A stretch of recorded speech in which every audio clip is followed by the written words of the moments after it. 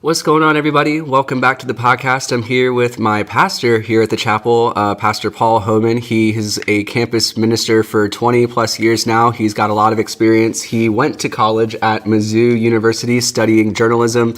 He's also done international missions over in Japan, which is amazing. He leads our international student ministry here at the chapel. He's here to share a lot of his experience with us in terms of ministry and what that's looked like over the years. But without any further ado, I'm going to pray this episode in so we can get started.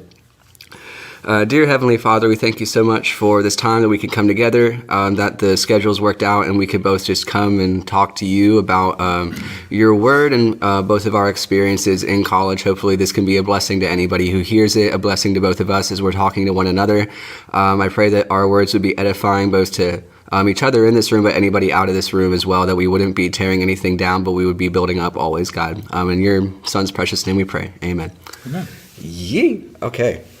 Wow. So I guess we can kind of start towards the beginning, not necessarily like of a life story, but you have in the beginning, yes. But you're at the chapel now, and you've been here for 20 plus years. But been here 16 years. 16 years. Okay. We were first 5 years in Chicago. Okay. That was my first call. Nice. Yeah. And then before that, you've been to Japan, but way before that, you were at SEM, and even before then, you were at Mizzou with the Mizzou Tigers. Actually, SEM came after Japan. After Japan. Yeah. Okay. So my experience in Japan really influenced my decision to go be to seminary. okay. Yeah. Nice. I didn't know that. Yeah. We're learning stuff already, Pastor. It's going well. But you studied journalism at Mizzou, and that's something like I thought about for a little bit, but kind of just like wiggled my way into English because there's not a whole lot of that here at A&M. Maybe just walk us through a little bit of your college experience, reaching back, not too many years, but a couple of years, stuff that you remember going through, any struggles that you had that you kind of were working through in your faith and stuff like that. Yeah, good. Yeah. I was raised probably your typical Lutheran boy. I went to private school, Lutheran elementary school in St. Louis, Lutheran high school, which was a really wonderful education, really gave a solid foundation. Yeah. But then I went to a state university, and it's known for its journalism school. It's considered probably the best J school in the nation. So I knew early on in probably my junior year in high school, that's what I wanted to do. What kind of stirred you towards that initially? Well, I always loved English. I loved writing. Yeah. I really like history. So I think all those sort of together. And then I got involved with the school newspaper, among other things. Okay. At Lutheran North in St. Louis. A little plug there for the Crusaders. The shameless plug. Class of 80, St. Louis. And that, I think all that together really influenced me. And you actually don't get into journalism school till your junior year. So your first couple of years, you're taking kind of general ed classes. Right. So I had a little, like you asked me how my college experience is, probably like many college students, I changed my major. Yeah, attaboy. Because I was impatient to get into J school. Right, and you couldn't do it online. Couldn't do it, no. There was no such thing then. Yeah. And I had sprained my ankle really bad playing high school football my senior year. Okay. What position did you play? I played receiver, tight end, actually. Huh. Okay. And so in the rehab process, I had to go to a clinic, a sports medicine clinic. So that's what I changed my major to for about probably not even a year before I switched it back to journalism. Not that You were thinking like PT school or something like that? Just real interested? I wanted to be an athletic trainer. Okay. Yeah, that's what I was thinking. Wow. But at that time at Mizzou, they didn't have a program per se for that. Right. So I found out you have to get certified by racking up hours. Gotcha. As a student trainer, and it was pretty. The competition for those positions was pretty, pretty stiff. Right. So I think it was after maybe like a semester and a half, I switched back to journalism, and then lo and behold, I got asked to be a student trainer the following semester. So you got him. Bad timing, but no, journalism was the right call for me, and that was a good experience. As far as, go ahead. No, it's interesting that I guess that was like your junior year when you officially got into journalism? Yeah, junior And that was year. a change a second change. So it's like 2 major changes. Right. That's remarkable because I know now it's like if you change your major at A&M, it's like if you don't do it by like 60 hours or like your junior year, you're taking another year pretty much of classes. So it's cool that like it all worked out, even though like you were going through stuff and you had to kind of change directions a couple times and double take. It was like hopefully you didn't have to, bear any extra tuition or stuff like that. Well, I got an extra football season out of it. So there you go. 1 extra semester is what I had to go. So nice. Didn't cost me too badly. Yeah. Still eligible to play? No. No, just watching. Okay. That's right. Mm-hmm. But as far as like spiritual life, my college experience was very formative because I think my first 3 years, I'm not going to say going through the motions, right? But I don't think I haven't really made an independent effort. Yeah, I mean, this is what I was brought up in. But then my junior year, I had 2 guys, one in my fraternity, Beta Sigma Psi. Beta Sig. Yeah. Scott Eckert, and then John Myers, who's a J School classmate. Okay. They were both involved with Campus Crusade for Christ, and so they invited me. They started inviting me to come to their meetings. And so I did that and really liked that and was attracted to the emphasis on evangelism and discipleship. Right. And so that was really sort of a formative time for me as far as my spiritual life. And they took you under their wing in terms of discipling you and stuff like that, or just kind of I was in a discipleship group with John Myers and 2 other guys. So we had a small group for, I don't know, maybe a semester and a half, something like that. Was that the first time you'd been involved in stuff like that, or just? Pretty much, yeah. Yeah, it was. Yeah. It's interesting how, because that's a similar experience that I've had where I didn't understand what discipleship was, and we've had, accountability, in high school and stuff like that. You want to make sure that you're, talking with someone, being open, being vulnerable with your faith and your struggles and stuff like that. But discipleship was really something that didn't even occur to me until college ministry. And it's amazing how fruitful it is and how little it had been hit on, at least for me, or it hadn't hit home if it was hit on for me, until now. Yeah, in high school, I was involved with so many things at Lutheran North that got him. I really wasn't involved in my high school youth group at church just because I didn't have time. Right. I was in scouts. I played sports. I was in band. My senior year, I sang in choir. Ooh. So I just didn't have time for a man of many talents. Well, I don't know about that. But, man of many pursuits. Yeah.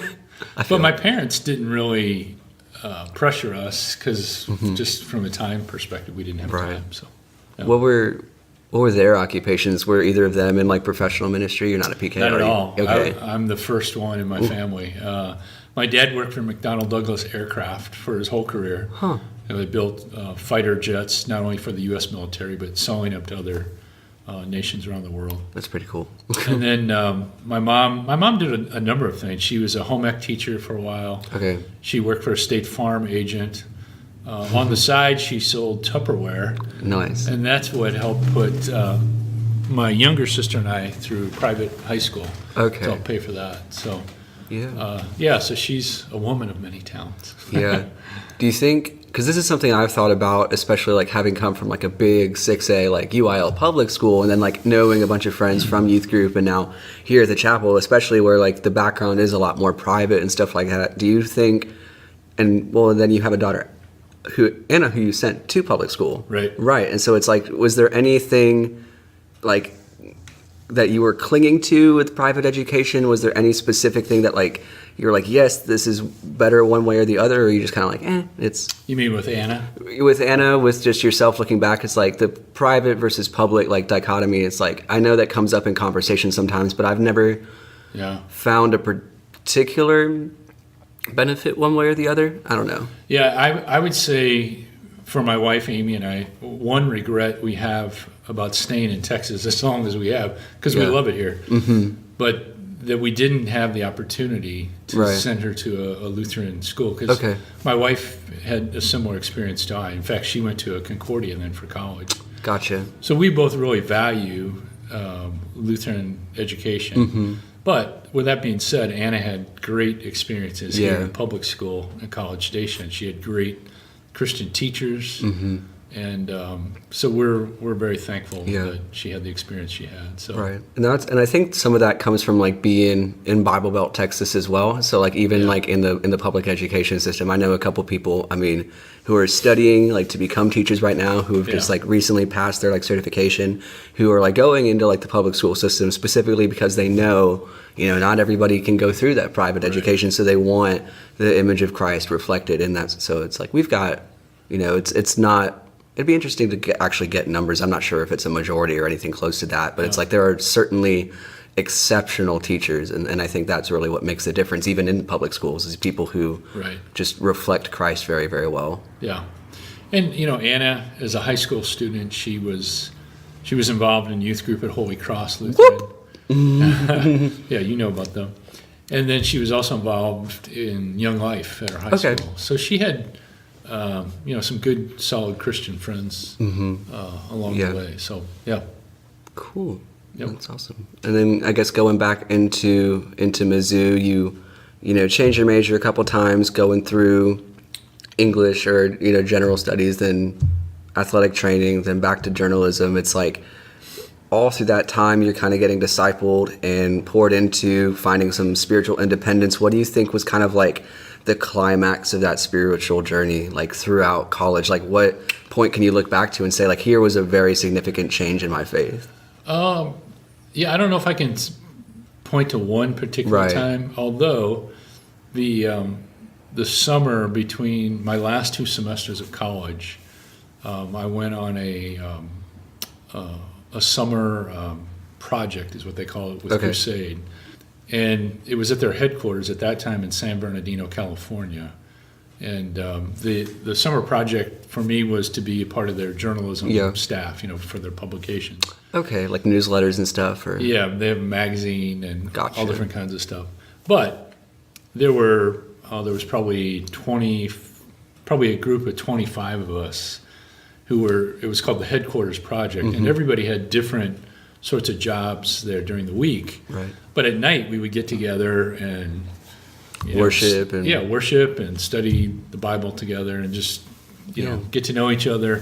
And then on the weekends we would do sort of outreach events in the community. Nice. So like slow motion football was one of the go-to events, I remember, and that was kind of cool. We just go to a park or a beach or something and do that, and people would come over and watch, and then when the game is over we'd talk to them.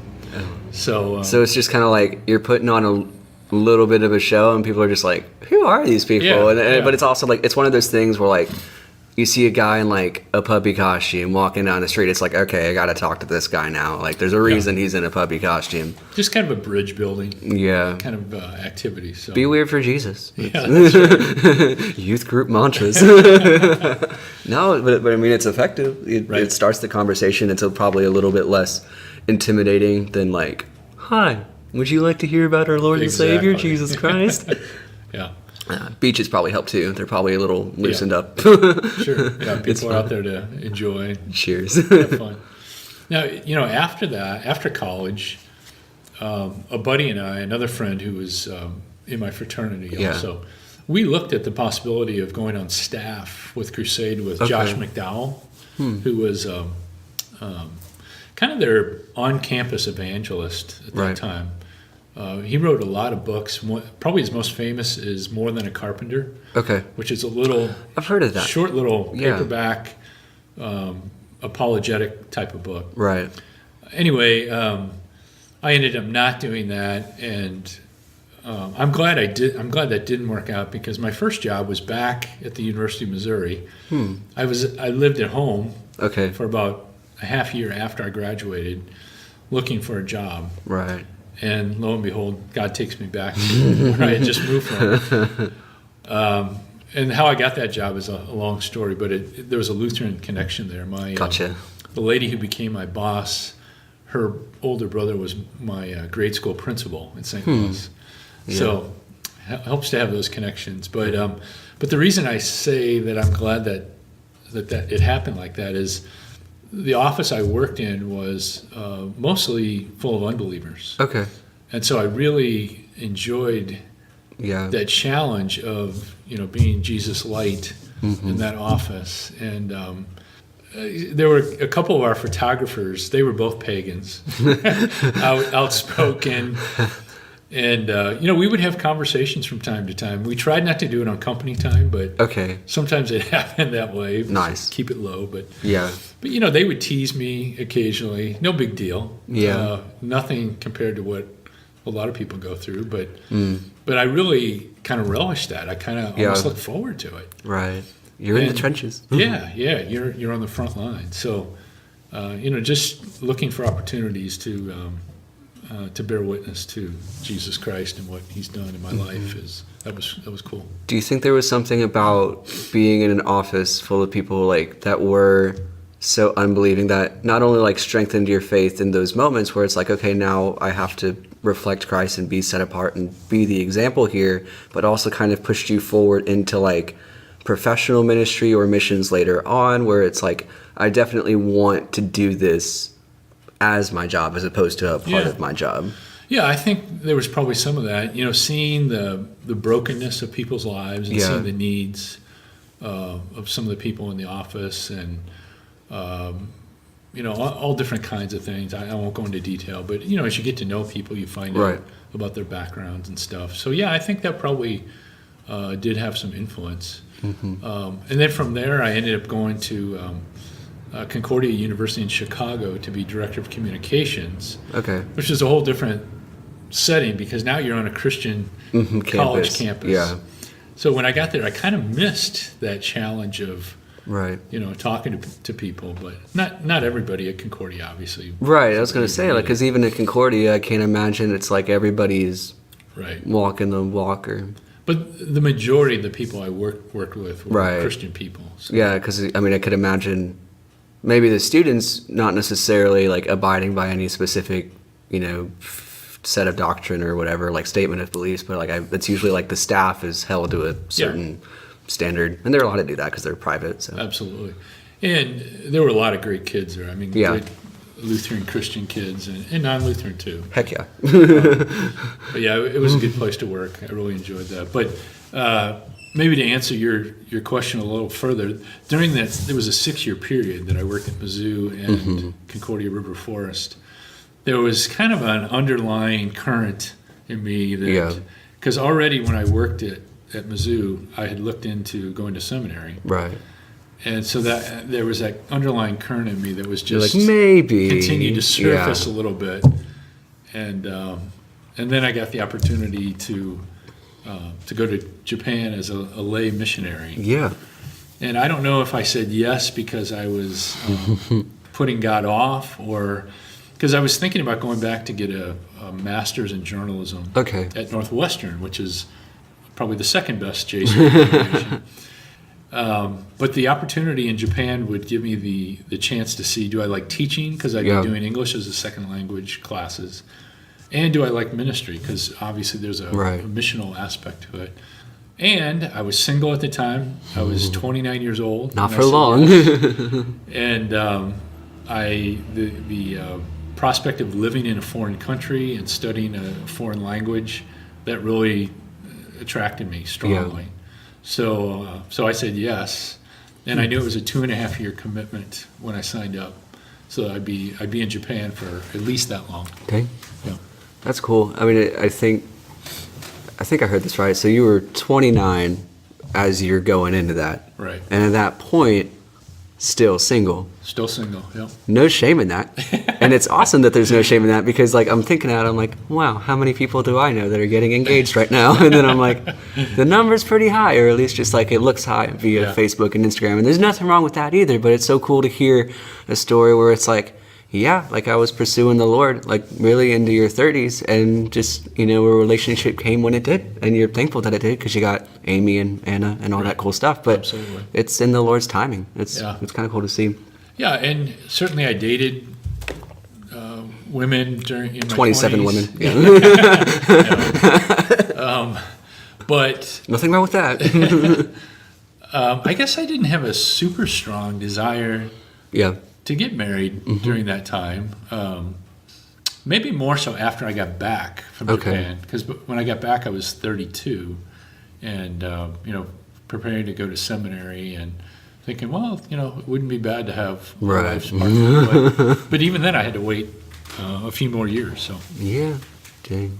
No, because I know, I think my mom and my dad got married kind of late. My dad had his first marriage when he was in his 20s, but that ended. And I think he met my mom when he was 34, 35, and they got married when he was like 36 and she was like 28, 29. Okay. And so it was interesting because, as I've grown up, I've had not old parents, but like an older set of parents. So, when I'm in high school, my friends' parents are like in their 40s and my parents are like in their 50s. So it's interesting to see how they interact with other people. And my dad certainly had like 10 plus more years of experience under his belt, which like served me well because I got to benefit from like just extra experience, so to speak. It's like, it's not like you are any less effective a parent at like 30 as opposed to 40 or 45, but it was interesting to see just how much he had to offer me in terms of wisdom in that respect. So I don't know, we definitely, and I think in the church especially, to kind of counteract the perceived hookup culture and the delayed, because you're getting married later and later nowadays as the trends are showing, and it's like I think the church kind of like maybe like to counteract that has been encouraging, like, hey, you got to figure this out, guys, a little bit quicker, a little bit sooner. Don't be like messing around, which like the general message of like don't mess around is probably a good thing, but the perception that people are messing around for the sake of it for like 10, 12 plus years, and that's why they're getting married later, I think is a little bit off, where it's like, I think most people are just kind of realizing that there's a lot of opportunity out there, and you have a lot of freedom and independence, which, you're never like completely independent from the Lord, and he's like guiding your steps. But I mean, you can walk with him perfectly comfortably and faithfully into any age, really, and especially into your 30s, which is neat. Sure. But you did get married. Was that as you were in seminary, or is it after seminary? We met my last year of seminary, and I was preparing to go to Russia, to Moscow, to do my vicarage and my internship. Yep. And it was going to be a 2-year vicarage. And if it went well, then that would become my first call. I was going to be an overseas missionary in Russia. Mm-hmm. And so Amy and I met about 6 months before I was to go. And we had a blind date. I don't think either one of us had that, any big aspirations. Who set you up? It was a mutual friend, actually, the guy who recruited me to go to Japan. Okay. He had gone to college with Amy's parents. Got you. So he gets you a mission job. He gets you a missionary wife too. It's a good recruiter. Les Schmidt. Les, way to go. There you go. Anyway, so when you're in your 30s, I think it probably takes you maybe less time to figure out whether that person is the one. Okay. Not. So we got engaged a couple weeks before I moved to Russia. Nice. I figured I better ask now or risk losing her. So lock it down. Well, because she came with you at the back end of it, didn't she? For a little bit. She just came for a visit. Okay. Yeah, she came for about a month-long visit. And long story short is the unknown, I guess, of starting a family in a foreign country, especially one like Russia, which is not super friendly. It's not an easy place to live necessarily. It's just really cold. It is really cold. Yeah. But we wanted to finish out the vicarage. Okay. We were going to get married the summer in between the 2 years. But at that time, the LCMS World Mission is what they were called. They made the decision after consulting with both her and me to bring me back after 6 months. Okay. And so then I got a new vicarage in Chicago through the Northern Illinois District of the Missouri Synod to be a mission planter of sorts, planting international student ministries, 3 different campuses. Gotcha. Over a 5-year period. So again, the idea was if the vicarage goes well, that'll be your first call, and that's what happened. Okay. So that's how we ended up in Chicago for 5 years. Gotcha. So the vicarage was in Japan? No, vicarage was Chicago. Chicago. Okay. Yeah. Gotcha. And what was that like? I guess planting you kind of had it in your mind. It's like, okay, I'm starting up here and then kind of, leaving the fruit to be born with somebody else. What's that experience like? Because I heard the term loosely stated, like church planters, but I've never been a part of a planted church. I mean, every church starts planted, but like, a new seedling church, and watched it kind of sprout and grow. What's that process kind of like? How do they, kind of shape your mind and expectations in that regard, in terms of like, okay, here's what you look for, here's what you do, and then here's when we're going to pop you out? Yeah. Well, the thing that was different about this is I wasn't being called to plant a church ministry. Gotcha. Okay. So I would be working with an existing church near the campus of where we were going to work. Right. And recruiting volunteers, not only from that congregation, but from other congregations in the area, to offer English conversation, Bible study, friendship events. Gotcha. And starting from scratch. I mean, the first campus was University of Illinois Chicago, which is down almost in the shadow of the Sears Tower. They don't call it the Sears Tower anymore, but whatever it's called now. Yeah.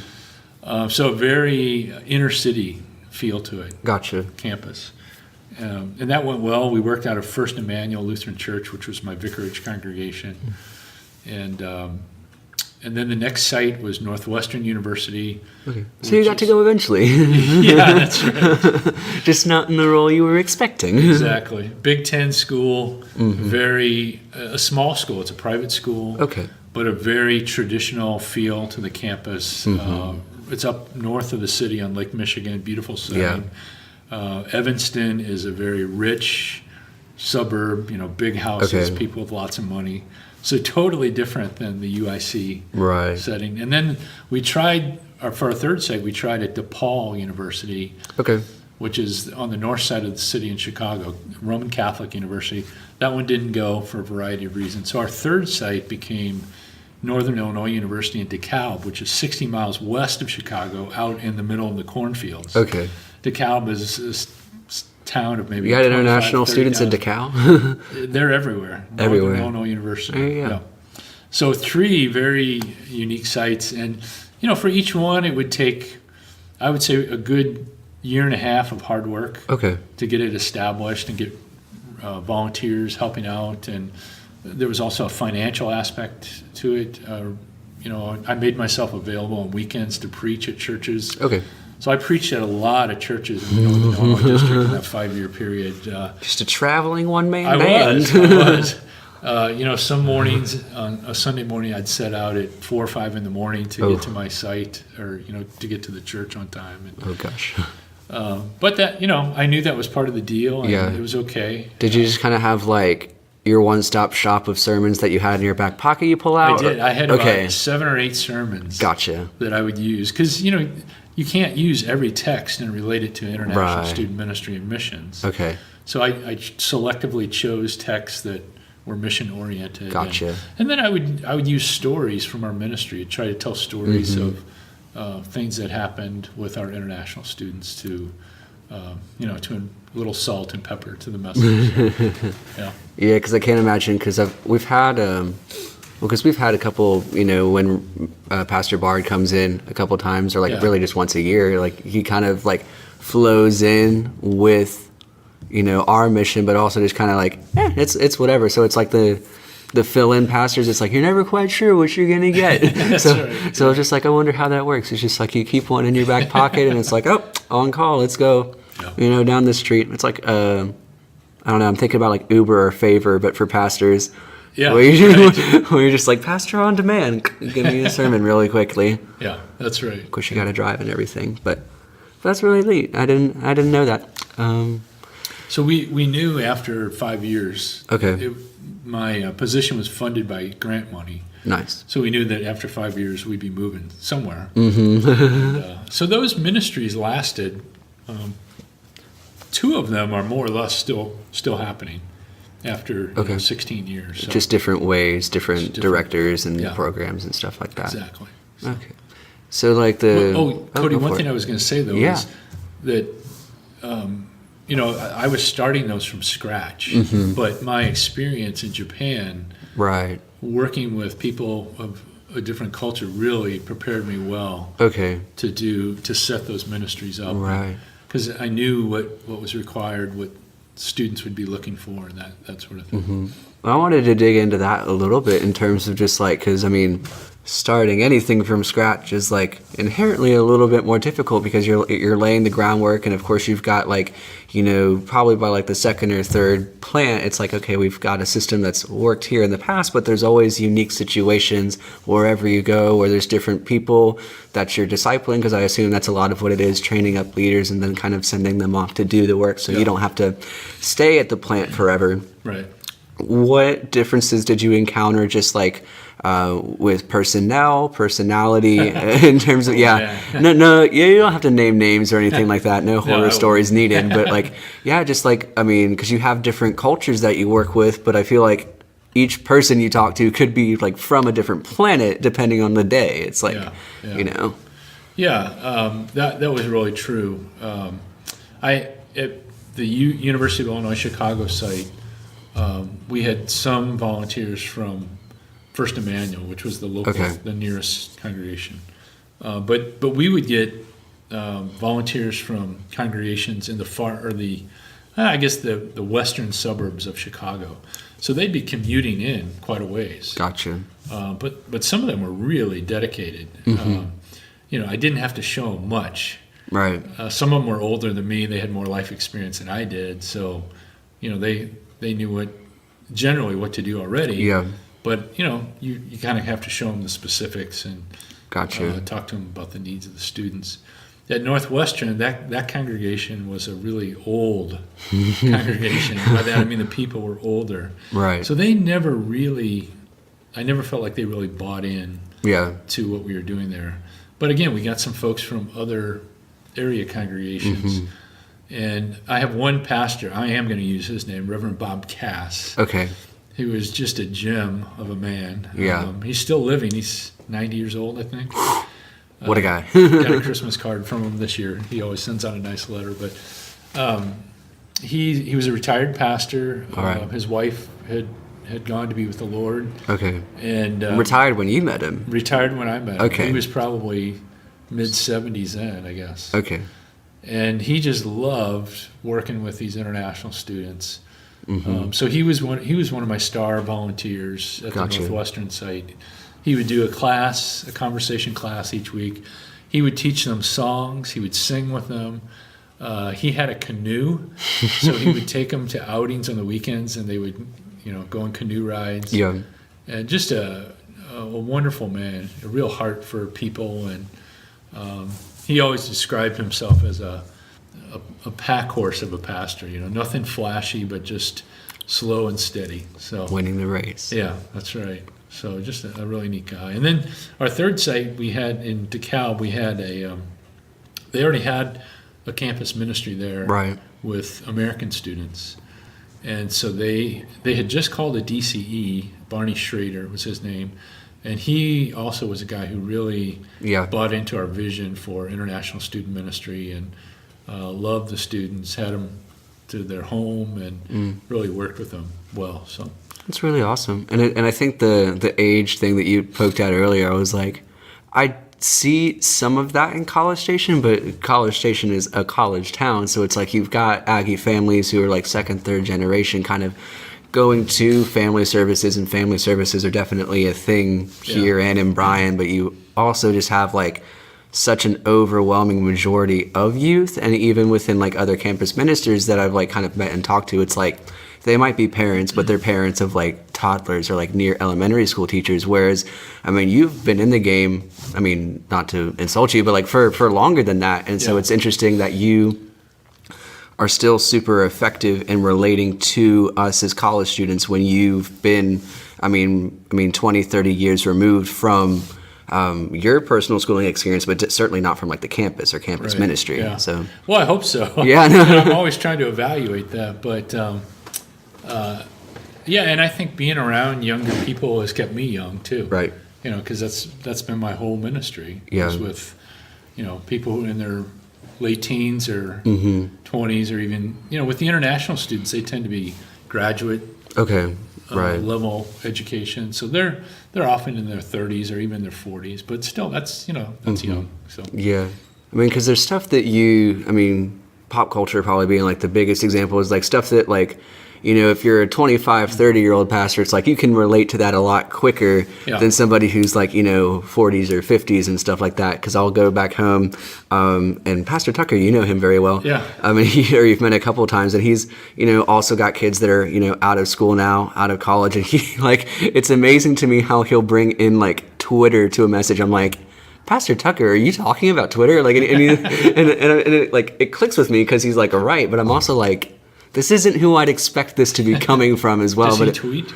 I don't know. Kids? I think he. I really don't know. I don't have a Twitter, which is strange. Okay. It's like the one media I never quite bought into. It's like it's too much for me to like keep, because people tweet a lot, you know, as opposed to like Facebook. It's like you get it once a week or something. But yeah, I guess he probably gets it from his kids. If I had to guess, I'd have to ask him. Yeah. I mean, Concordia in general is pretty big on social media. We've got like our whole team in that regard for like outreach and like online ministry. We have an online pastor, his name's TJ, and he's super awesome. So you've got like that whole just medium covered, so to speak, you know.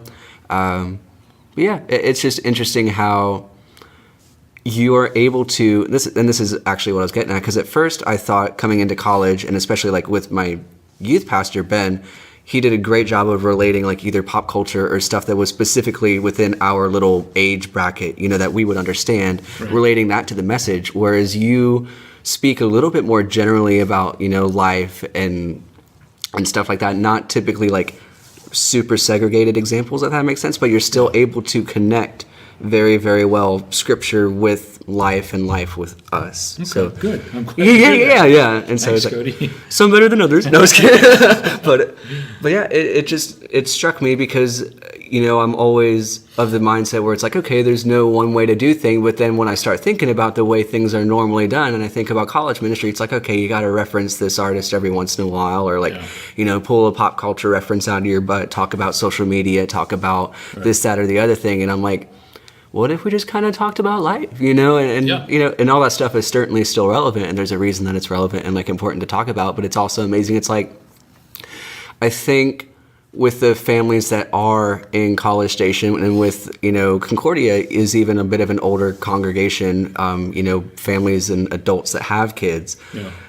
I think there's the misconception that we have to be able to relate to exactly what these people, the youth or college students, are going through to be able to minister and speak to them, where it's like, actually, you just kind of have to have life experience and like, you know, walk with the Lord, because, I mean, it's not like you're trying to talk to them about social media, you're trying to talk to them about like Christ. And so like, you know, that's the main thing we have to focus on. And it's like, well, yeah, it's a church, but I think, I don't know, that might get lost, and maybe lost is a bad word. Maybe it's just getting lost in my mind in terms of like what I've seen. But well, you know, here's the other thing I think about with what you're talking about is, I think you guys could see through me if I wasn't authentic.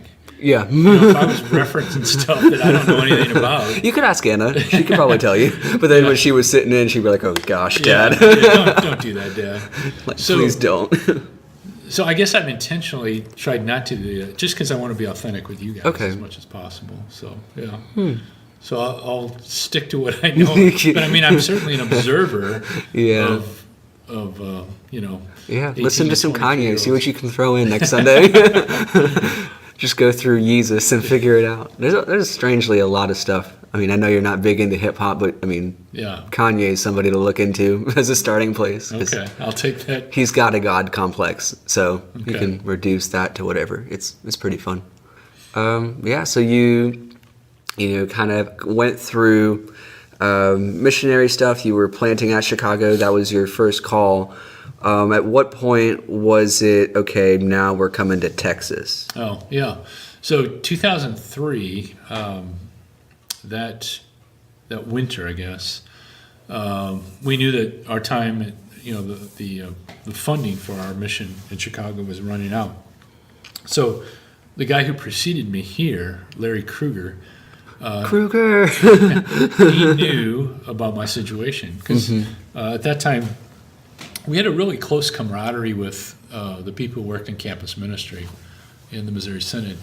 And President Kieschnick, Jerry Kieschnick, had just gotten elected to to be our synodical president.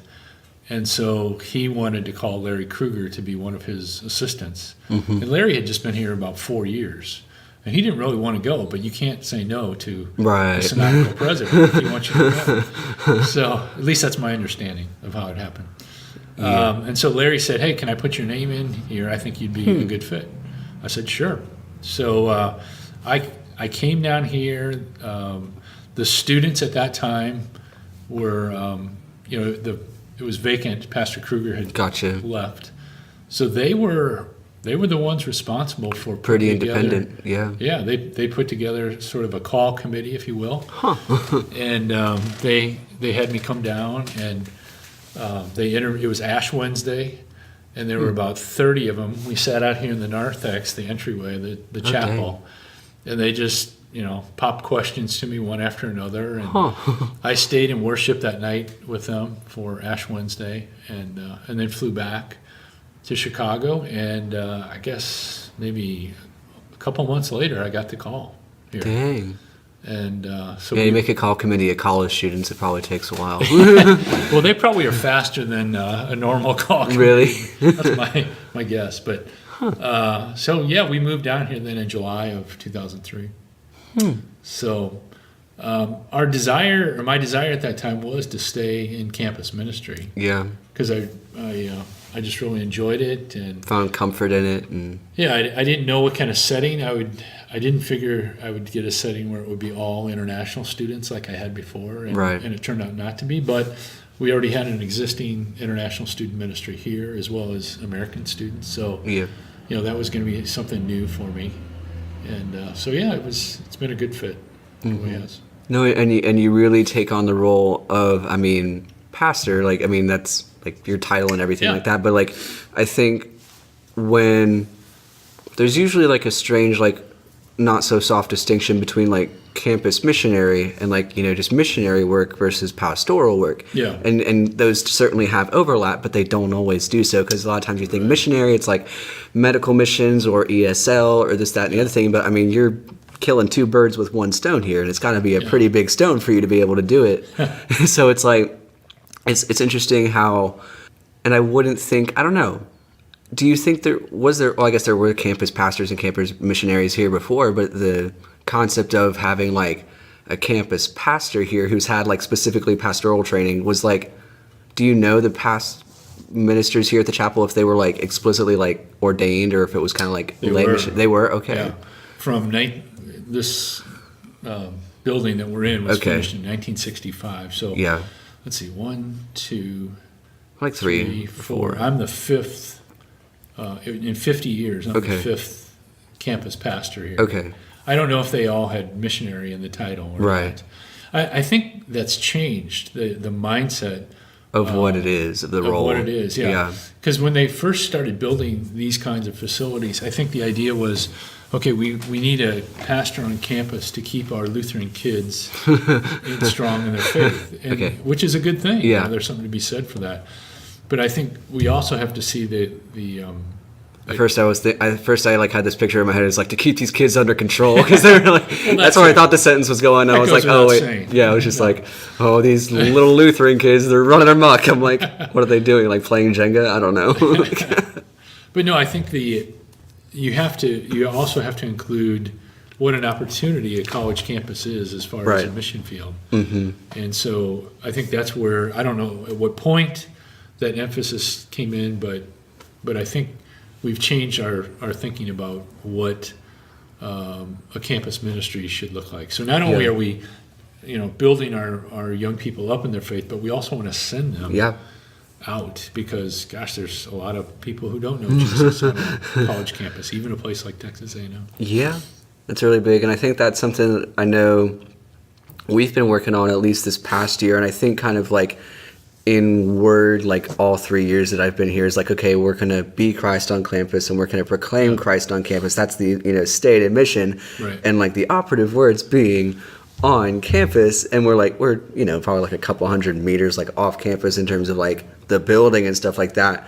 But I think it was interesting because it wasn't immediate to me coming in what our mission was. I was just looking for a place to like worship and stuff like that. And the evangelism aspect of it was foreign to me. Like I kind of assumed, okay, there's like going to be like service opportunities somewhere along the line. But the fact that that's, like the stated mission, and it's the stated mission of, I think, most, if not all, evangelical churches, to not only like build yourselves up, but once you equip the saints, you send them out into the world. And so it's like that was a big wake up call for me. And I think I spent a lot of last year trying to figure out how to do that. Prayer booth was like a really, really big thing in terms of like trying to have conversations with people, trying to just like stir the pot a little bit. And it's right. You always kind of end up with those one or two people who do want to have a conversation. Most people just kind of take a cookie, leave a prayer request and go, or just smile at you. Some people say thanks for what you're doing.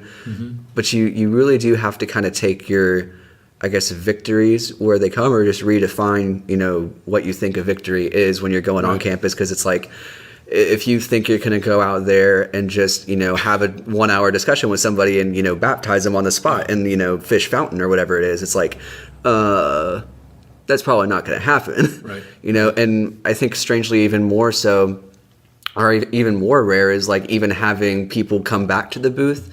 I think we've had a couple people who are like, oh my gosh, y'all were here last week, or they take like a second cookie because it's like routine in the schedule. Yeah. But it's interesting how one-off it is, and it's like the biggest heart that I have is for like relationship and for keeping this conversation going. Right. And it's frustrating at times how quickly the conversation stops, and I just have to take it and be like, okay, God, hopefully you can like use even that to bless somebody. So well, my thinking has changed on this in the 16 years I've been here, because early on I struggled with, okay, how can we do outreach on campus? Yeah. And I was never really able to answer that question well. But then it began to dawn on me that maybe a better approach would be, let's equip the students that we have with tools in the toolbox, so to speak, so that they can have conversations and build a relationship. So that's kind of where Team Timothy sprouted out of. The idea behind that is really to equip my student leaders with things that they can use as they engage people in everyday life. Yep. The Great Commission is, as you are going, make disciples. So as you're going, present active participle. Yeah, that's right. Get to the koine. Yeah, good. You get gotcha. A for today in Greek. Oof. But that's really, I think that's the most effective way of making disciples, is that relational thing. I mean, it's great to do events or prayer booth. I think is awesome. Amy and I were talking about it last night over dinner. What an awesome thing that's been, and I think we should keep that going. But I think even more important is just the everyday friendships that you guys have with your peers. You're going places I can't go. Right. I can't get into most buildings on this campus. I mean, you could. It's just it'd be like creepy if I did. Yeah. So get a janitor's outfit. Like, hi, hi, everybody. So I really take to heart, I think the verses in Ephesians 4 where it talks about equipping the saints. I think that's really an important part of any pastor's job. Right. So. Yeah, and it's interesting again how, I guess, at the very beginning, or really at the end of last year, at the end of the spring semester, my sophomore year, we were kind of going through Team Timothy again, and it was a bit of a refresher course for me, and I had like other obligations, so I wasn't always just able to stick around for the whole meeting.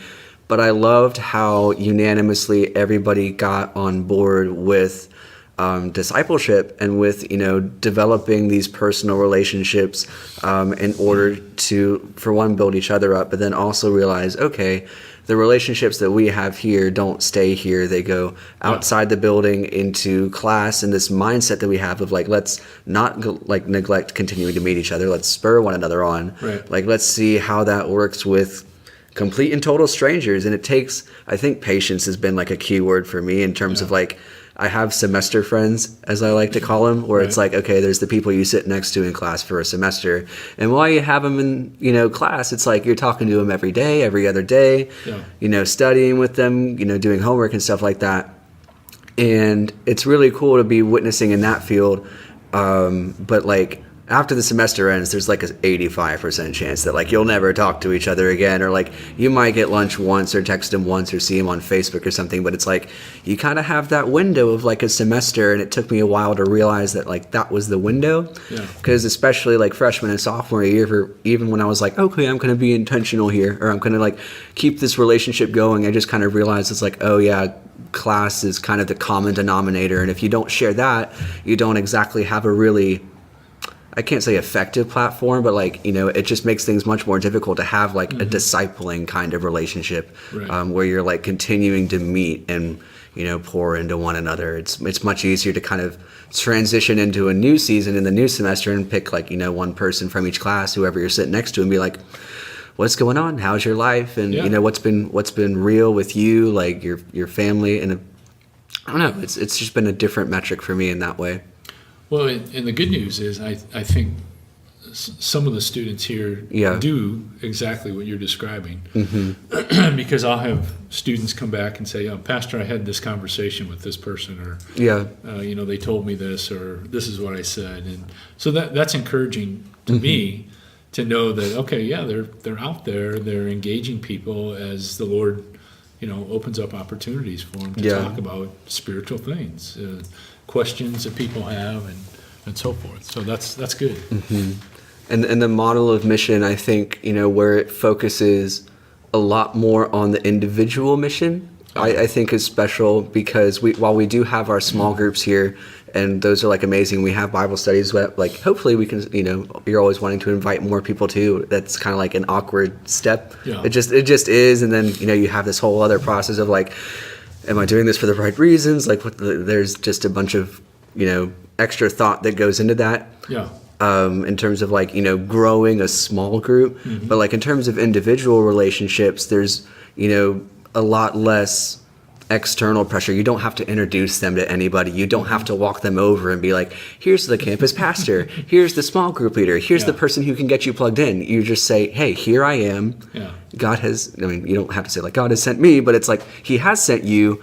And it's like, that's your place where you do mission, and you don't have to do all this extra thinking about whether or not this is mission, you know, what it has to look like, again, whether that's growing a small group, and that's, you know, always, again, a good thing to do, but it's like, this over here doesn't have to look exactly, you know, spectacular for mission to be happening, you know, and again, redefining what a victory looks like, and you know, how God is working. And it's, I think you said it really well in terms of, I think worship was something that for me, I was kind of struggling with, because like our band is slim in number. We just, you know, we have talented people, but we don't have a ready supply of like, okay, we're going to do this every single week and it's going to be super contemporary. We're going to write our own songs. Like, we don't have the resources for that, but that's okay, because the worship doesn't have to look exactly like this to be worship. It's the heart that you do. Anything that you do can be worship. And so, you know, that was that's been kind of an interesting thing in 16 years. I've seen, because when I first got here, we did pretty much blended, which is what Pastor Kruger did before me. And I would say for the first 10 to 12 years, that's what we did. But in the last 3 to 4 years, we haven't had the musicians to do that. Step up. No. But I've seen a preference for more traditional style worship from students. Yeah, we've got some pretty traditional folks here. Swinging back. And you know, that's one thing that I've read quite a bit about millennial generation, is that there's more of an attraction to that style. Where do you think that comes from? I think maybe, well, at least the theory that I read about is that you guys have this style every day in your everyday life. You know, you hear it all the time. Right. You turn on a podcast, or you know, turn on the radio, or you know, whatever you listen to music on. Whereas, okay, if I go to church, oh, this is different. You know, this is not what I'm used to, but there's something there. You know, there's a message behind that music. So I don't know. That's just a theory, I guess. Yeah, because I definitely see that, where you have a very gigantic sense of like this is set apart from, you know, the mainstream, and you know, maybe some of the, negative connotations that, pop culture always carries with it. It's like, Right. it's always kind of towing the line, and at times definitely crossing the line. And it's like, again, kind of wanting to be set apart, kind of saying, okay, if this style is associated with, this, then it's like, let's play it real safe and, and do this. So there's a lot more room. There's tons of room within like a traditional, style of worship to be good and be very, very, very good. And we have some really good musicians, violin and French horn. Shout out to Lydia. I know you're still in the building. No. So, and maybe there's a sense of set-apartedness, if I can use that. I don't know if that's a word or not, but we'll figure it out. We'll Google it maybe later. there's a sense of it to that too. So and it's and it was strange actually seeing so much heart for a traditional style of worship, because I think you've told me that before, and I was like, no way people actually want or lean towards this traditional style. But then then you start meeting them. Then I start meeting them, and they're awesome people. I'm just like, they've got different tastes in music than me, and it really comes down to taste. Again, you never want it to be okay, this is actually the devil's music because of the style. It's it's the content that makes it what it is, and out of the heart the mouth speaks. So maybe not so much the fact that, because there's Christian dance music, Christian hip hop music, Christian punk rock and metal. When everyone thought Ozzy Osbourne was biting off hats and worshiping Satan in his basement, it's there were people like Skillet out there and just screaming, but screaming for Jesus, and it's oh cool, there's something here. And it also is interesting because the traditional worship also flows into the rest of the service and the message, where there's a particular sense of reverence, and I think maybe a romanticism with just kind of what we understand to be the past and the way that worship has worked in the past. And I think generally speaking, we tend to look back and forget all the garbage things that have happened, and then sit in the present and be I know all this garbage right now because it's immediately available to me. So there's something about oldies but goodies and the classics. That's exactly what it is, because at the time it's this player might have been crapped on by every announcer, every review, every whatever, but then as time goes on, it's oh wait, this was actually a pretty good thing. With presidents too, and with figures and singers, it's everyone in the moment is kind of saying this is blah, but then you look back 30 years and it's they were really, really good, Well, and as you know, most of the elements of our liturgy or order of service come straight from the Scripture.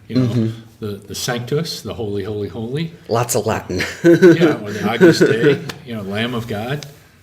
It's right out of the Bible. So how can you argue with that? It confuses me. The only thing that does confuse me, for one, I can't read music, so every time I look in the hymnal, I'm still confused. So it's I don't understand.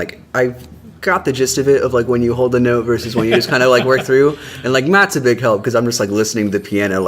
If I try to look at the notes on the sheet, I'm just frick, I can't do this, So there's a bit of a. There was a slight alienation for me in that sense, and then I just can't read music. I just don't have that background. And I'm sure people, again, who have grown up in it, it's oh yeah, this is super comfortable for me. They know it. Yeah, but I actually forgot where I was going with that. But going through the hymnal in particular, there's 1,000 songs, or 1,000 hymns, and it's you listen to the radio. I don't care if it's Christian, secular, or whatever. There's your top 20, or maybe your top 50 playlist. And with the Christian playlist in particular, not going to knock on it, but it's the top 20 will not be the top 20 for the past week. It'll be the top 20 for the past 17 years that are still the same top 20, which is cool, because okay, the truth doesn't fade. It's still the same and all that cool stuff. But yeah, it's amazing that there's so much variety, and I think that's also what trips me up, because back home at Concordia, I love it. We've got our favorites, and I love singing them every time, because again, the truth doesn't change. But I'm forced to pay attention when I'm worshiping. So in a sense, I can go through the motions, but I'm forced to think, and as much as I like thinking, I don't like having to think about worship, So it's like, frick, I have to navigate this hymnal here, and figure it out. And of course, like I'm usually like messing up, so I feel bad about myself as I'm doing it. I'm like, I'm not good at worship. I can't do this. Like it's also because like there's like 4 Lamb of Gods.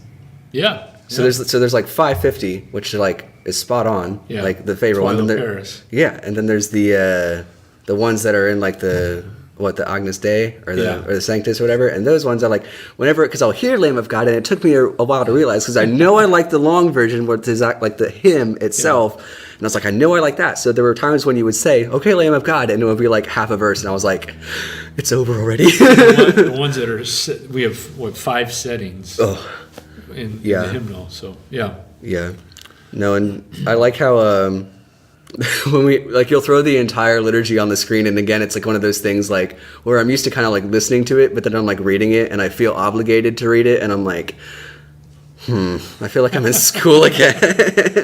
I just want to sit down and like receive information. I don't want to participate. Well, you could do that. I mean, right. You don't have which is interesting, and I think the word participation I think is that key thing there, because it's like, okay, how do you drive not only like congregational participation within worship, but also, going out from the building, how do you stir that heart? Because, it's the Spirit, obviously, like, dwelling in them, and, like, there's not a whole lot you can, like, actually force them to do or feel, but you do have a certain ability and platform as a leader to, like, stir the pot again and truly lead them in a certain direction. Is that something that you, like, actively try to do, or you just kind of, like, let the people worship as they do? Well, I think in preaching, you have a goal. Mm-hmm. Sometimes it might be an application goal, where as a result of hearing law and gospel, this is how God's people respond. Right. This is what God's people do. Those tend to come more from the epistle lessons or the New Testament lessons, because that's, so much of that is application. Yeah. Paul or Peter or whoever, John that's what they're doing. And you can do that with the Gospels, of course, too. Right. I mean, Jesus is the master teacher in addition to being our Lord and Savior. Well, because don't they kind of give you like a preaching script at SEM, don't they? In terms of like, here's your model, your blueprint. Do you stick to that, or you just kind of go your own way? They give you a way to craft a sermon, I guess is the best way to put it.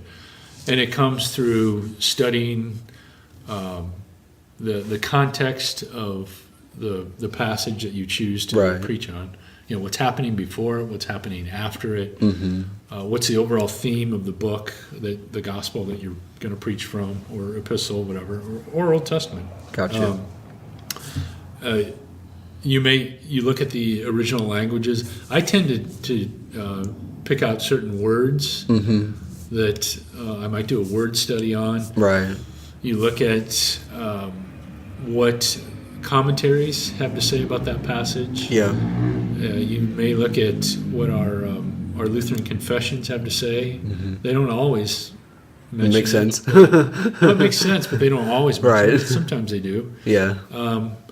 And then from that, you think about your hearers and what are their struggles as you observe, or that's one reason I go to small group Bible studies. Right. Is so that I can hear what's going on in your lives.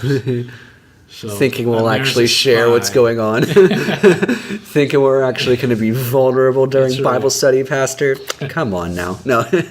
So, then from all that, you put together sort of an outline and go from there. So, yeah. It's a process. It is a process. Well, because you, maybe not, I don't know. I guess I'm just not familiar. I haven't like gone backstage for like a whole lot of like preaching and stuff like that. But I know there are people who straight up memorize their sermon. There are people who do like bullet points. I was looking at your iPad Sunday morning, and it's like you've got that whole thing written down, like word for. I don't know if you recite it word for word, but it's like you like prepare through and through about like the direction of everything. It looked like. So what you were looking at was the order of service. Okay. So I have that on my iPad. Yeah. I write out my sermons completely. Yeah. because I feel like that's my strength. That's what I did for a living. But I try to memorize as much as possible. I do not have a photographic memory like some guys do. Like your pastor is wonderful in that way. I don't think he uses a text much at all. Yeah, I know Pastor Tucker. He's got his iPad whenever I go back home, and so I've looked. So when we do, because I used to like watch the 8 a.m. services online. I just kind of sleep in now, but like on the online services, at least, it looks like TJ puts up pastors' preaching notes in terms of like bullets, or maybe it's like TJ's notes. I don't know whose they are, but it's some form of, it looks like a sermon outline, but it's certainly not word for word. And everything like that. I know my youth pastor maybe like might have a sheet inside of his Bible, but he'll just, kind of straight up not ad lib, but he's got what he has in mind. Zach McIntosh, whom I love, and is like just a very good speaker and orator. I actually haven't seen him speak a lot live. I've heard him via the podcast that Concordia does a lot, and I think he's a lot more leaning towards memorization as well. He's just got a wealth of knowledge inside of his brain, which is interesting. I don't know, but everybody has their own style, and you just do what you're most comfortable with, I think. So it's a challenge, every week to, for sure, because essentially the message is the same, right? So figuring out a new way to package it that's true to the scriptures and true to what we believe as Lutheran Christians. That's the challenge. So.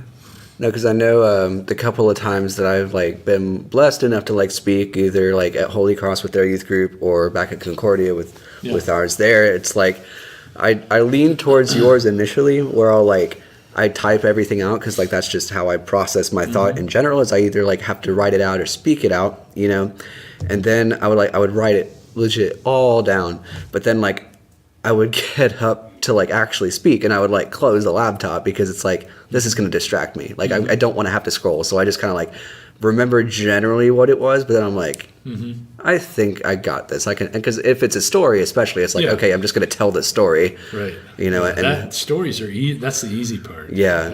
So you don't tell a lot of super personal stories. You usually like give like anecdotal examples. I know. No, it's interesting because I'm like, you'll always have something or like an illustration, that's there. But sometimes I'm like, I wonder what Pastor Hoemann does on the weekends. Like, well, they warned us at seminary against doing that too much. Really? Because I think the danger is every week you're telling a different story about yourself or your family. They really warned us about using too much family stuff. And, be sure and get their permission.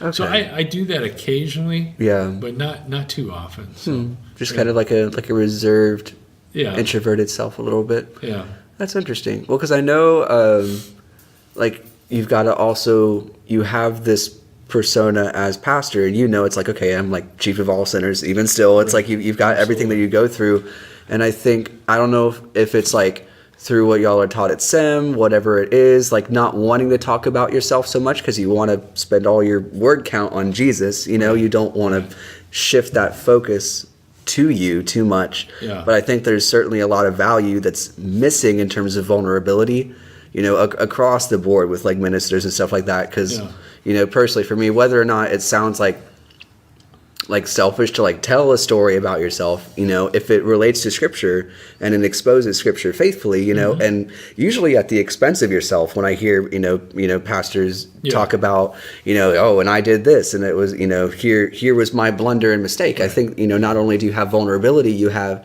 humility and this openness and this honesty that I think helps the message, generally speaking. So there's always a balance, but I'm always like, more often than not, I feel like the vulnerability is missing, and I want that aspect of like, you are personally connected to this text, and instead of removed. And I know that's not the vibe that y'all like try to get, because you have this like, academic and theological approach that is extremely faithful to the word, but it's also like, I think we've mentioned this in terms of like discipleship recently in Team Timothy. It's like your personal relationship and your story is a testimony to Christ, and and it's nothing to be shy about, especially when like Christ is able to take center stage. So it takes practice being able to tell your story with Christ focus, because it's like, Christ's story in you, and like, but I like stories. I like them a lot. Yeah.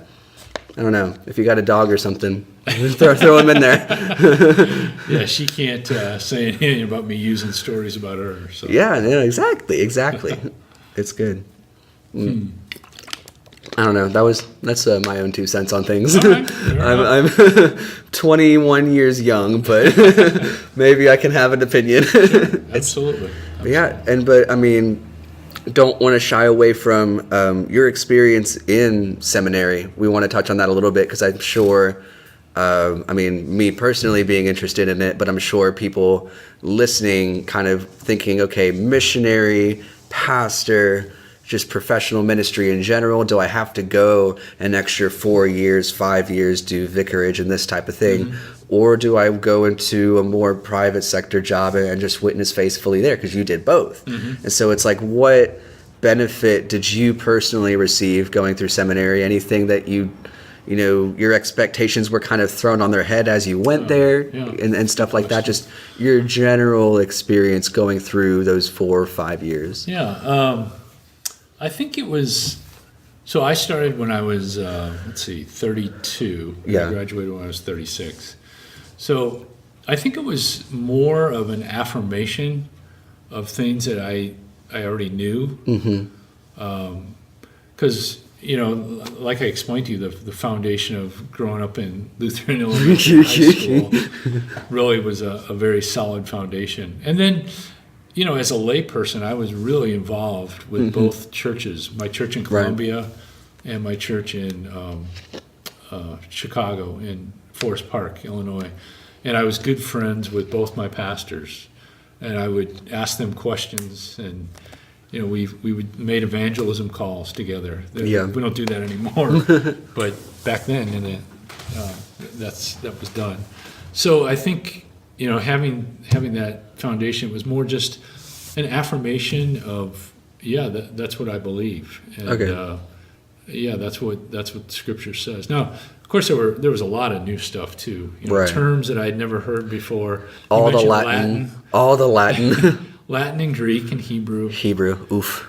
Which one was harder for you, Greek or Hebrew? Probably at the time, Greek was, because the grammar is much weirder. Hebrew is an Eastern language, and I had just gotten back from Japan. Okay. So in some ways, there was some similarities. Yeah, you're reading right to left as opposed to left to right and stuff. Yeah, but I think generally speaking, Greek is easier than Hebrew. Yeah. Just to our Western mind, but. Yeah, the way the alphabet is. I mean, you can pick up alphabets like in Cyrillic letters. Yeah. The learning curve's different. Yeah.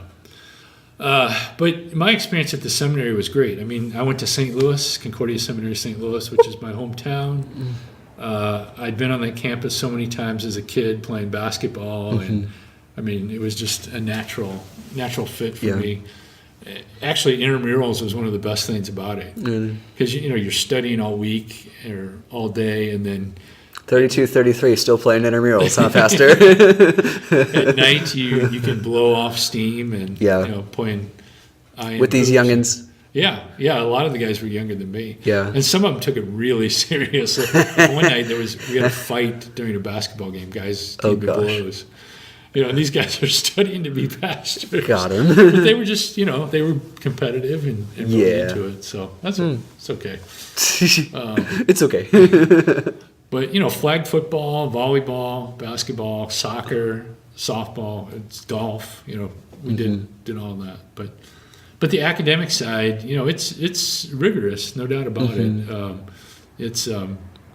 It takes a lot of time and effort, but it's definitely worth it. Well, and you had taken, you'd still been at campuses, but you'd taken a decade in between, undergraduate and graduate work, and so there's just a different mindset. Involved between work and study and stuff like that. You know how to study. You know how to discern in a prof's lecture what's important. Right. It's all important, but what's going to be on the text? Yeah. What do I have to remember past next week? And I think the other thing you have to remember about seminary, it gives you a good foundation. Yeah. But where you really learn to be a pastor is being a pastor, just like any being other a vicar. profession. Yeah. And so, it gets you ready, but it can't prepare you for every situation you're going to encounter. Right. So, yeah, because the more I think about it, like just personally, like I know we've got our vicar at Concordia right now, and he's kind of going through the ropes and the reins of like, okay, learning from Ben and Bill and Zach and all them, which is, I think, awesome for him. And at least as we've kind of talked briefly about it, he really likes it. And I asked him especially about the academic side, and it's like, do you think that's like, it's important, but like at what weight is it important when compared to, stepping into the role and really being discipled by current ministers who have already been ordained and stuff like that? And it's like, I think there's definitely so much outside of the classroom that you could never really get inside the classroom. absolutely. Yep, And that's right. and I think it's just my impatient spirit that, like, having been in the classroom for like the past 15, 16 years, I want to get out of it really quickly, and I want to just start doing things like right now. And I already am. I have a job and stuff like that, but it's like, I don't want to take tests anymore. I don't want to think about homework anymore. I'd prefer to think about, relationships and family and people. And, you do work and prepare sermons and stuff like that, but I'm sure it's the stress level. It's a different kind of stress. Yeah. But I'd imagine the academic side of things just makes things all the more rigorous when I don't think they need to be, Well, and it's probably changed a lot. Yeah. Because, it's over 20 years ago since I graduated. So Right. I think they've added components to the education process that are maybe more Personal or personal or relational kinds of things than what we had. So that's good. I think that's a good thing. yeah. And they're giving you like free tuition now, right? It is. Yeah. Yeah. Now, when I had 3 jobs. Oh gosh. I worked. I worked in the SEM communications office. Right. Part time. I did some editing for. Just the newsletter and stuff. Or? Well, no, this is for the Lutheran Witness, the inserts. Like the Texas district has a huge insert. Is that through CPH or? It was, yeah. Okay. Or no, I can't remember which office it was. It might have been CPH. And then my third job was as a bartender for a catering service. That The was Lutheran bartender. owned by a Lutheran guy. It's classic. Yeah, I had worked for his dad. In The high beer Bible brunch, whatever freaking thing we do. I don't know. Well, I was one of the older people in the in the catering. Gotcha. And it was just part time, just for Right. fans. But so you had to be 21 to bartend. Did you ever get like the questions like, oh, what are you like doing besides being a bartender? And you're Absolutely. like, I'm gonna be a pastor, like or a pastor or a minister, and they're like, they give you the look. Had some great conversations. Parties. That's hilarious. Fabulous parties. I'll probably try that. It was fun. I love that job. Yeah. Did you learn how to make like a mean cocktail? What was your signature? Oh, well, we always had the basics, bourbon, scotch, Right. gin, and vodka. Okay. And then you'd have, depending on the party, they may add some extra Requests or kinds of drinks. something. Yeah. Okay. So it just depended, but screwdrivers and Bloody Marys and Gotcha. all that kind of stuff. So yeah, Drink on the job. did not. Sample the merchandise. Popped olives. Popped olives. Yeah, Okay. green olives. Love green olives. I don't. Olive Garden. I'll do it, but I actually haven't tried olives, so I shouldn't say that. Or like, because whenever I see them on pizza, I just have a bad feeling. I'm like, Yeah. this probably doesn't work. But Well, they go in martinis, so you always had a cup of them right. on the bar. Does that make it like more dry, or is that like? I don't know what it does to it exactly. I'm not a martini guy, but It's probably a good thing. yeah. I don't know. Stick with your own booze, but Yeah. that's awesome. Going through, because I know your vicarage was in Chicago, or your first call was in Vicarage Chicago. and first call. First Yeah. call was in Chicago. So what was it like going through SEM? Because you take your first 2 years, academia and stuff like that, and then the third year's vicarage, and then the Right. fourth year you come back to the classroom and stuff like that. Yeah, in my case, it was different because of the Russia experience. Okay. So when they when they found out that I was interested in being an overseas missionary, Yeah. the model at that time was, okay, let's finish all the academic work first. Right. So 3 years in a row of that, and then a 2-year vicarage. The overseas vicarages were 2 years instead of a year. And then if that went well, then that would be your first call. Gotcha. So when I went to Russia, all my academic work was finished. And then that vicarage got cut short. And so then I had to do a year vicarage in Chicago, which became my first year planting the. So you had all your academic stuff done, All done, stuff like that. yeah. Yeah, because I was curious because I think it's like 2-1-1 It is. now. Yeah, When 2 years academic, then your vicarage, then 1 year Yeah. back. I'm just curious of what that like last year is like, and I guess I'll have to ask somebody else. But it's like it doesn't click with my brain because I'm like you were there. Well, here's what I've heard from guys. Yeah. That the 4th year is so valuable in light of your vicarage because you have all these experiences. And you're able to now. connect the material with it a lot and easier. Process. Okay, this is this is how this fits in, and this is how I can use this. And Okay. So, I guess I see that. Yeah. Yeah, because it's like, for me, like knowing myself, it'd be like, finally out of the classroom, have like the greatest year of your life, and it's like you get thrown back in the classroom again. I'd be like, I was almost gone. It's like the psych, you're back here, but it's. Yeah, I've heard from guys it's a valuable year though. So. Yeah. But I did not experience it like that. So. Yeah. I guess we'll fast forward back a little bit to present day and everything, because you've been here 16, 17 years? 16 years. 16 years. You had your first call for 4 or 5. Mm-hmm. How has, and you talked a little bit about earlier, but how has specifically your approach to campus ministry and approaching college students changed during your tenure here at the chapel? Like what, I guess more externally, like what changes have you noticed in the culture of the college campus and the students and the atmosphere? Because I mean, you kind of, are a little bit removed, and so you're working and stuff like that, but you're getting to see these shifts in personality, and from all the kids that come through. What have you noticed in that regard? Well, A&M doesn't change a whole lot.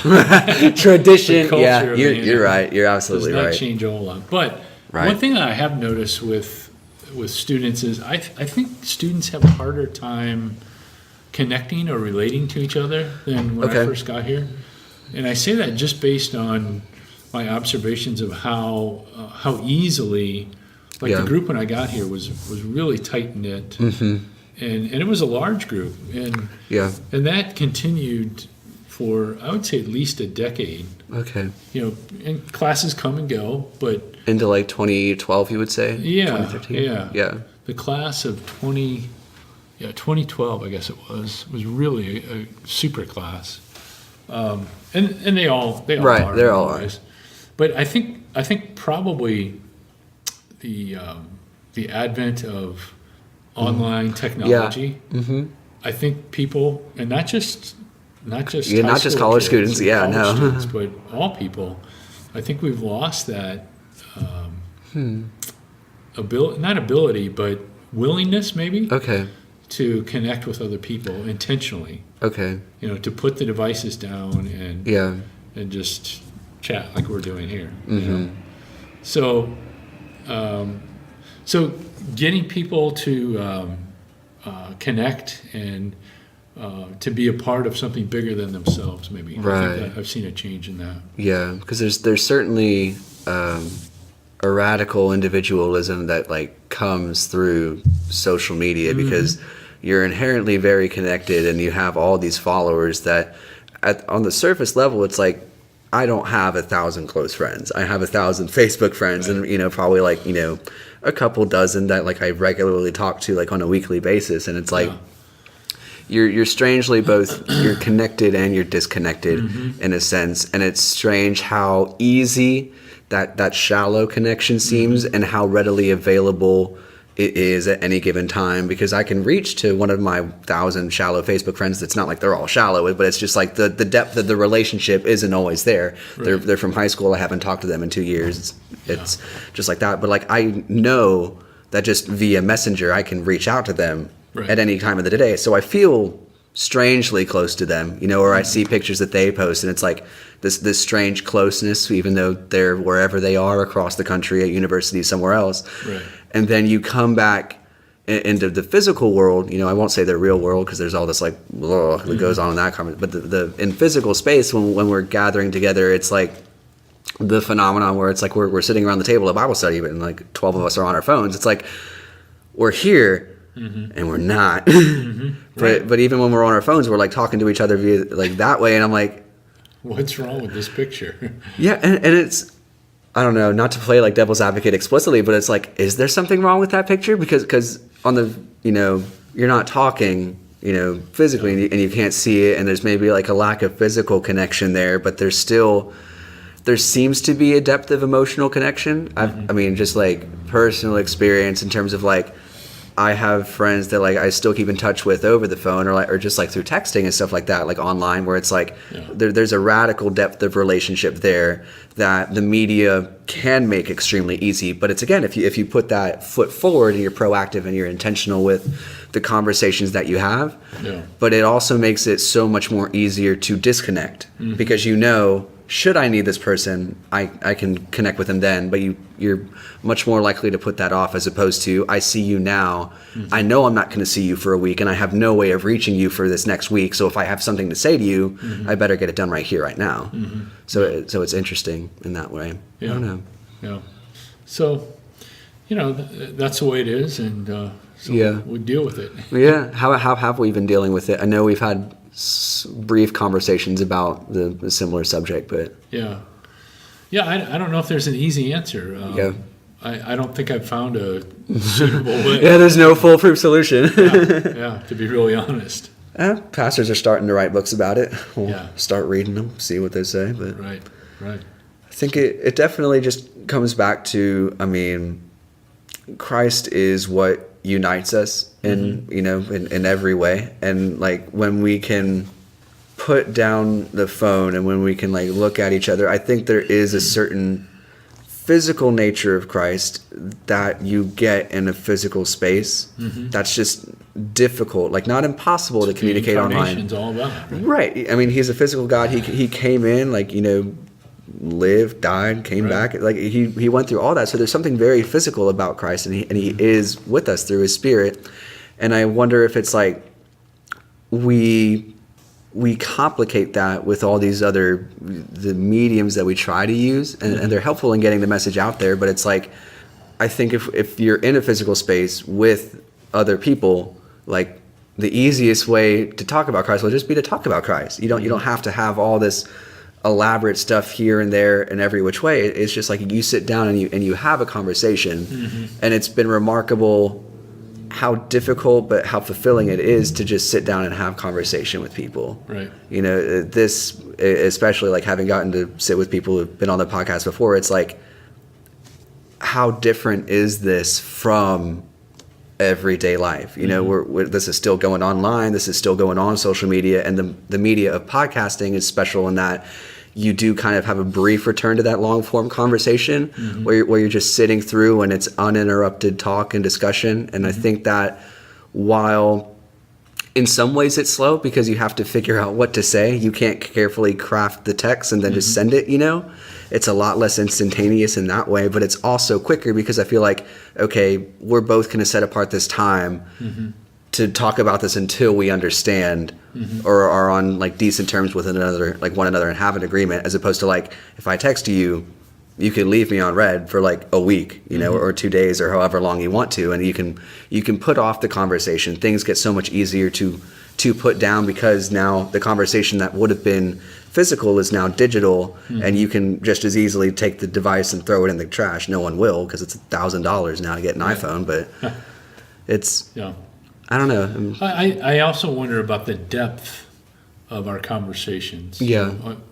Versus, being online or digital versus being in person. If that affects that as well. I think there's something to be said again for being in the same room and talking face to face. Because I've had those discussions with people, like over text, it's especially difficult over text because I mean you're literally writing a book or something along those lines, or that's how like and they can't see your facial expressions, your intonation, all that's important. And even communication. Even apart from like the emotional cues, just being able to sit down and articulate what you want, like because most people I think are better speakers than they are writers. Right. You know, even I, while I'm like really good at writing, it's like I'm a better talker than I am a writer. I can get to where I want to go quicker. I might not say it exactly perfectly the first time, but I know the correction to make as I hear it. You know, whereas like, okay, this is much more convenient, but I think we mistake convenience for efficiency, you know, and speed with efficiency, because efficiency is not only speed, but accuracy. And it's like, what are you missing here? It's like the body language, like you said, LOL, and the intonations and yeah. That's all part of communication. So. Yeah, not that we can't have it, but it becomes again much more difficult, and you have to put that foot forward. It's much less natural online or with that, you know, with the keyboard to reach that depth. Yeah. So. Yeah. I think another thing about our communication online is that I think we're always trying to maybe put up a veneer, if you will, so that veneer. Everything in my life is great, you know, kind of a thing. Whereas, you know, when you're one-to-one relational kind of thing, it's, you know, you maybe are open to being a little bit more vulnerable. In that way. And I think it's just much more difficult to hide in person than it is online. And it's not that we don't front while we're sitting here, because you have this performance that you're doing every single day. It's like you want to look like you reasonably understand what's going on and that you're to some degree competent. You can be humble in that. You don't have to be super prideful or cocky, but it's like you want to at least have the presence of like, I'm a functioning member of society right now. You know, whereas like online, you can post the good stuff, and it's so easy to just take the bad stuff and delete it or crop it out or just not put it in. And then as that gets like amplified over time, and suddenly like not only are you doing it, but everybody around you is doing it, those 1,000 shallow friends, you know, it's like not only are you missing depth, but you're missing that integrity and that honesty there, because you're not getting the full story. I mean, I think mass media is almost the inverse of that, which is interesting. And we got to be careful when we talk about like social media versus mass media, because mass media is like kind of has the negativity bias in that way, where it's like the antithesis of the highlight reel. It's like, I'm going to show you what is absolutely horrible about the world right now. And so I don't know. And I think it's strange how much we're drawn to the highlight reel. A lot of people would prefer social media over mass media because they just, even if it's fake, they want the positivity, you know, as opposed to what in a lot of ways is the reality and is garbage. And I think that kind of is reflected in the way we approach worship as well, in terms of like, okay, we want the gospel and we want to talk about grace and how we're free and how we can do, you know, anything for the glory of God. And that's amazing. And that's the truth. But we also have to come back to, well, hold on, what are we free from here? We're free from the garbage that is still tying us to this world that, you know, we don't want to dwell in that, you know, because Christ has freed us, but like, we don't want to forget the place that we've come from, you know. Even in the Old Testament, like half of Moses talking is like, hey guys, remember when you were in Egypt? It's like, remember when you were slaves? Remember how God brought you out? It's like, not because he's trying to make them feel bad. It's like, remember where you came from so you can enjoy where you are right now. And there's something about, it's not like the medium is evil, but it entertains a lot, right? Yeah. It entertains a certain style of performing that with social media, it's a lot more positive. With mass media, it tends towards negativity. And I don't know, it's interesting what implications that has on the macro level going out. Sure. Yeah. I don't know. And I think it's interesting because like the chapel is certainly like a microcosm of all that, and like there's outliers and there's overlap, but I know personally, like we've definitely tried to have a lot more depth and a lot more connection with the missional community that we've kind of sort of adopted from Pastor Finke, and the book's amazing and the style is amazing, and it's interesting to me because I think that's what we've been looking for a really long time, and he used the word simple in his book a lot, which generally I don't like, because I don't think a lot of things are simple, because I think there's just a lot of complexity to them. But like, it was strange to me how simplicity could be that good thing. How, again, nothing had to be super complicated. We can just sit down, have a conversation. You know, starting it might be hard, navigating it might be difficult, but it's like, that is a very straightforward way to have this vulnerability and openness that, again, like outside of the church or outside of, you know, that community is kind of missing and lacking, especially now as we get more comfortable with the highlight reel or the negativity reel, whichever one we lean to, you know. I was wondering if you could talk a little bit about, for one, how you came into relationship with Pastor Finke, if he reached out to you, or if that kind of, how that kind of started, but then also just like your adoption of that model, because it's something I've seen you kind of get like particularly passionate about. Is like, here's a really good, it's not meant to be like super program, like it's not meant to just be like another church program, but it's it's strangely effective. You could probably explain it better than I could. I first got to know him through our experience with Pastoral Leadership Institute, PLI. He was one of the speakers, and he was speaking a lot. I don't think he had either book written at that time. But what's in the book is what he talked about to us. I think he might have been at more than actually one of our PLI events. But so I just got to know him through that a little bit. And then I reached out to him, I guess, first to buy the books, but then to have him come here. So I don't know him real well, but he's a great guy, I think, and I do like the concept, because I think it incorporates, as we mentioned before, as you are going, make disciples, right? And we do that by baptizing and teaching, but there is a relational element too, and I think that's what he really. I think you use the word simple. I think one of his points is that we make disciple making a little too complicated at times, because it's not about us; it's about Jesus. He's the one who's gone ahead of us. He's doing the work. And that's I think because it took me a while to catch him on that simple train, because I think even, you know, just his prologue is like, this can be simple, and I was like, ooh, what does he mean by this? Because like, I mean, there's certainly a lot of complexity in relationship, right? It's as simple as the relationship, but the relationship itself is incredibly difficult to walk alongside. So it does take work. And I think that the main quote I remember from, I think it was his first book, was like, discipleship is incredibly complicated, but Jesus has already done all the complicated work, and we just, you know, do what Jesus did, and it's like, okay, cool. We're following Jesus on his mission. And one of his images I like, and I think this was in his first book, you know, you don't shoot everybody you meet with the Jesus hose. You know, you don't give them the whole counsel of God at one time.